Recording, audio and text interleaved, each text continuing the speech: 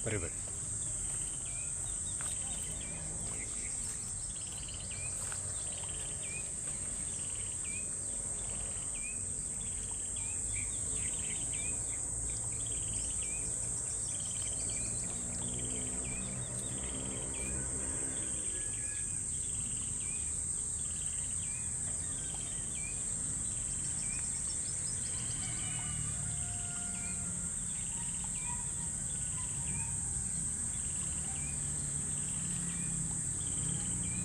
Good morning sa lahat at kita nyo itong ano to, punso o pungol sa mga tinatawag.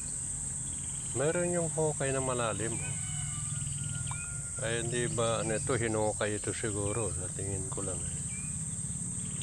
at napakadelikado naman pag gumuhon yan. So makikita nyo may area na hinukay. Baka may kayamanan dito na nakuha, kaya lang ito kasi walang nakatira dito. May mga treasure siguro yan. So once again, magandang umaga sa lahat at nauwi na sa mabuti kayong kalagayan at ngayon ay Miyerkules. So once again, thank you very much.